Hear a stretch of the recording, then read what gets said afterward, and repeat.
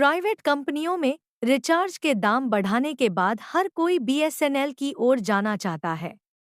जहां पर बीएसएनएल ने 8 साल में 7 करोड़ से भी ज्यादा ग्राहक गंवा चुका था, वहीं पर अब मात्र 15 दिन में बीएसएनएल ने 15 लाख ग्राहक जोड़ लिए हैं। तो चलिए देखते हैं बीएसएनएल की सफलता की कहानी। प्राइवेट मोबाइल कंपनियों के टैरिफ में जुलाई से 25% तक बढ़ोतरी के बाद बीएसएनएल में ग्राहकों की घर वापसी हो रही है।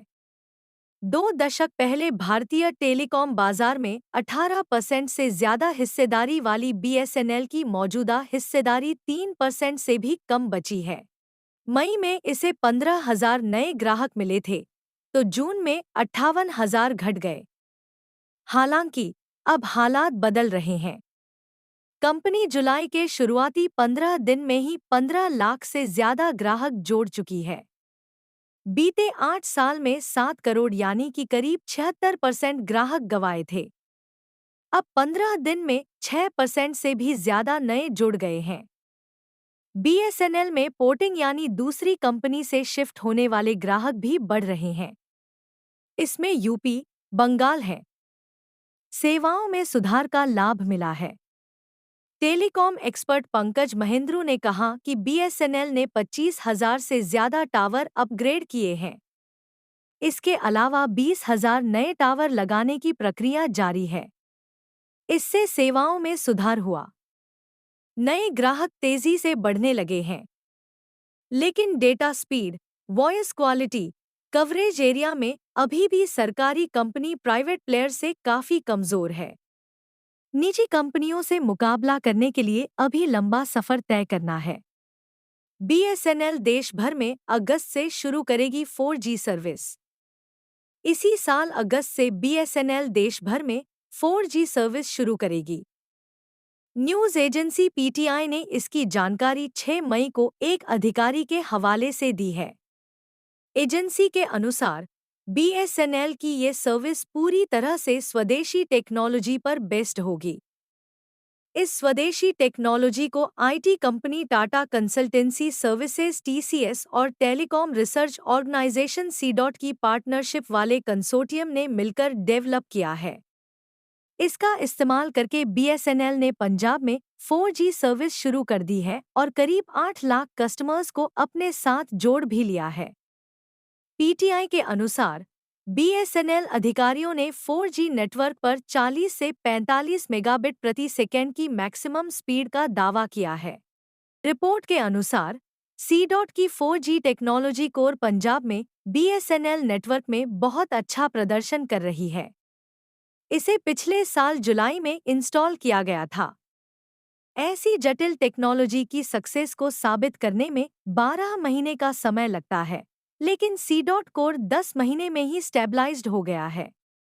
टीसीएस, तेजस नेटवर्क और सरकारी स्वामित्व वाली इति को 4G नेटवर्क तैनात करने के लिए बीएसएनएल से लगभग 19,000 करोड़ रुपए का ऑर्डर मिला है। इस नेटवर्क को आगे चलकर 5G में अपग्रेड किया जा सकता है।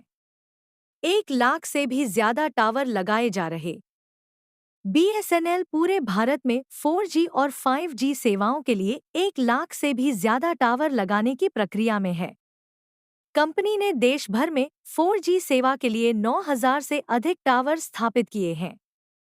इनमें से 6,000 से अधिक टावर पंजाब, हिमाचल प्रदेश, पश्चिमी उत्तर प्रदेश और हरियाणा में हैं। एयरटेल और जियो से काफी पीछे BSNL. PM Modi 6G network का रोड मैप लॉन्च कर चुके हैं। 2030 तक भारत में 6G सर्विस शुरू होने की उम्मीद है। इस मामले में बीएसएनएल काफी पीछे चल रहा है। कंपनी 4G के साथ 5G सर्विस लॉन्च करने की तैयारी कर रही है। जनवरी 2023 में union IT and telecom minister Ashwini Vaishnaw ने कहा था कि बीएसएनएल अपनी 5G सर्विस अप्रैल 2024 तक शुरू कर देगी। वहीं एयरटेल और जियो ने भारत में अक्टूबर 2022 में 5G सर्विस लॉन्च की थी। एक समय नंबर 1 मोबाइल ऑपरेटर थी बीएसएनएल। भारत के पूर्व प्रधानमंत्री अटल बिहारी वाजपेयी ने 19 अक्टूबर 2002 को लखनऊ से बीएसएनएल मोबाइल सर्विस की शुरुआत की थी।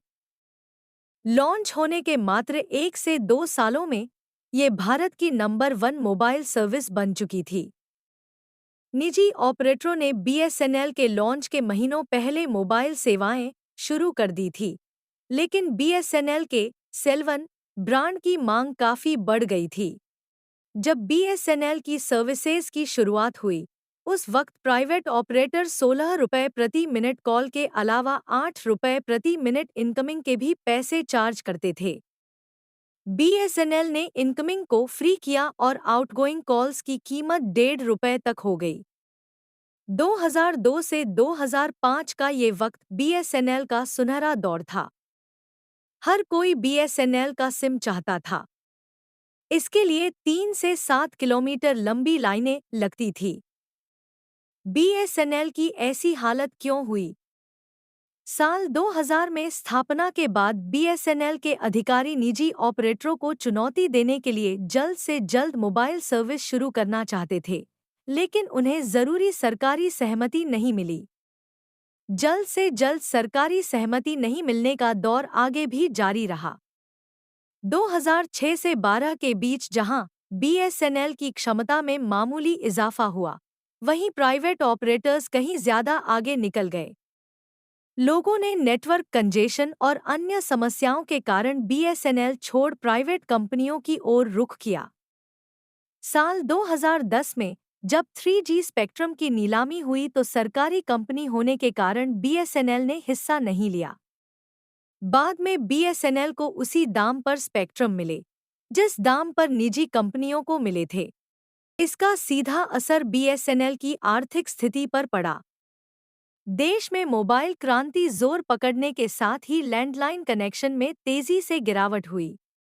इस देरी के कारण जहां प्राइवेट कंपनियां देश में 5G रोल आउट कर चुकी हैं, वहीं बीएसएनएल 4G पर ही अटक कर रह गई। देश में अभी 116 करोड़ से ज्यादा मोबाइल सब्सक्राइबर्स। भारत में टेलीकॉम कंपनियों का लेखाजोखा रखने वाली संस्था telecom regulatory authority of India (TRAI) के फरवरी 2024 के आंकड़ों के मुताबिक जनवरी 2024 के मुकाबले फरवरी में देश भर में 39 लाख मोबाइल सब्सक्राइबर्स बढ़े।